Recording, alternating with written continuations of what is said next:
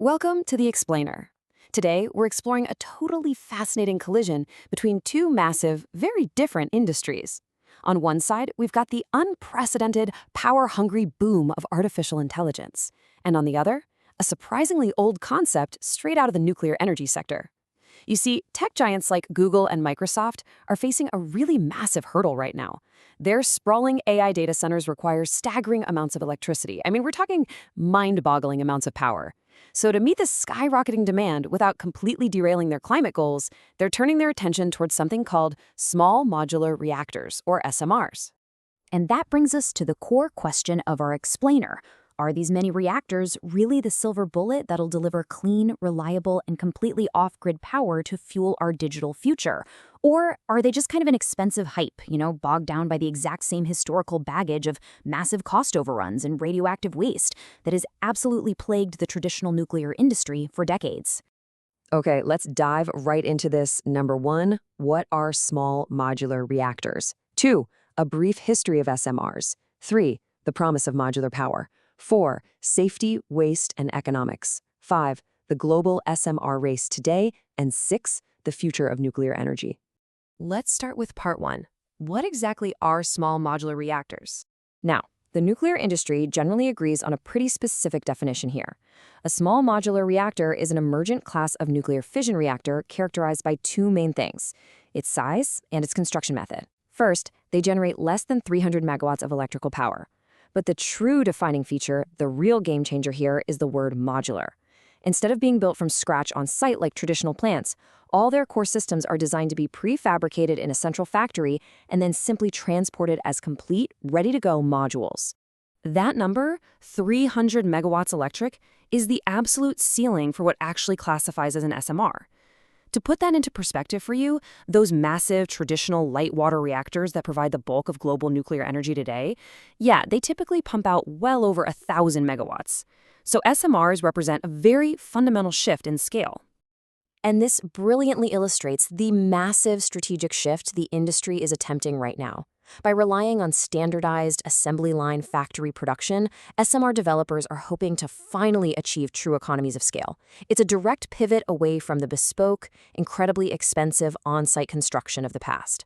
The whole theory here is basically, let's build these things like airplanes on a production line, rather than like custom one-off skyscrapers. Now that we know what they are, let's look at part 2, a brief history of SMRs. Because surprisingly, this really isn't a new concept at all. Actually, small reactors have been powering U.S. Navy submarines since the 1950s. And get this, that program boasts a flawless 60-year safety record without a single meltdown. Fast forward to the 1980s, and the Department of Energy proposed the PRISM concept, which basically mirrored today's factory-fabricated approach. But it was the 2011 Fukushima disaster that truly renewed global interest, mainly because SMRs allow for inherently safer passive cooling designs. And jumping up to 2020, Russia is actually already operating the world's very first commercial floating SMR.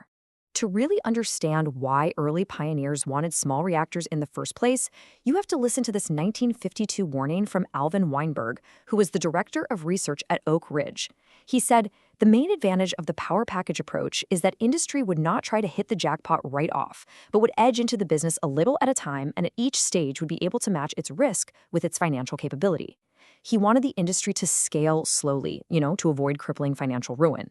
That was a profound warning that the nuclear sector pretty much ignored entirely as it raced to build massive plants in the ensuing decades. Which brings us right into part 3, the promise of modular power. So why are all these tech companies and governments suddenly so obsessed with SMRs today? Well, the promises here are massive. For starters, you have passive safety systems. These use natural circulation to cool the core, which theoretically prevents meltdowns even if humans and external power are completely removed from the equation. Add in the cost efficiency of that factory assembly we talked about, and you can really see the appeal. But what really hooks the AI industry is something called behind-the-meter power. Basically, data centers could draw electricity directly from their own dedicated SMR, completely bypassing the fragile wider grid. Plus, these small units can slot perfectly into the footprints of retiring coal plants. That saves local jobs and can even provide district heating or clean hydrogen along the way. Moving on to Section 4, safety, waste, and economics. Because the reality is actually far more complex.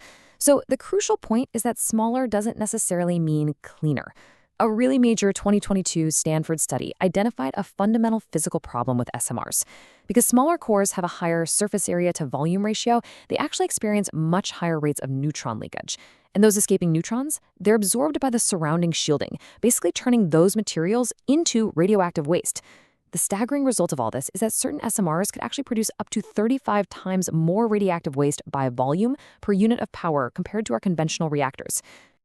And then there's the daunting economic reality.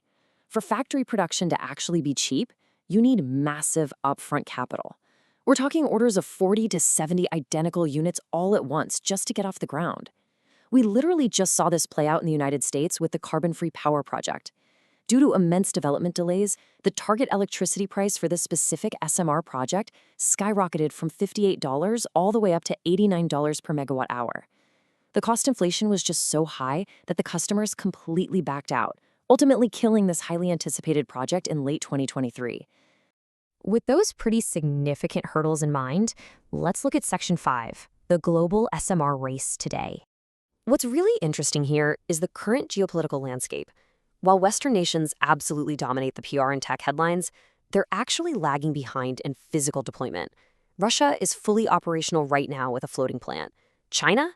They connected their SMR to the grid back in 2021. Meanwhile, the USA is still heavily bogged down in the licensing phase with projects from companies like NuScale and Kairos Power. And over in Europe, France actually halted its major innovative SMR project in 2024. They ended up pivoting back to a much simpler redesign simply because the newer tech was just too difficult to pull off. Finally, let's turn to Section 6, the future of nuclear energy. Despite the immense engineering and financial hurdles we've discussed, international energy agencies agree on one crucial thing. Achieving net zero emissions is virtually impossible without a massive nuclear expansion. In fact, the International Energy Agency states that global nuclear power must effectively double by 2050. And if the world stops building large legacy power plants, meeting that immense clean energy target is going to require the successful deployment of thousands, if not tens of thousands, of SMRs worldwide. Which leaves us with a really critical unknown.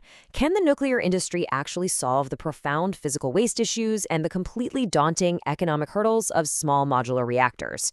You know, the AI revolution is demanding clean, modular energy right now. But whether this technology can overcome its historic baggage to meet our 2050 climate goals, well, that remains to be seen. It is a high-stakes race, and the outcome will literally power the future of our digital world. Thank you for joining me on this explainer.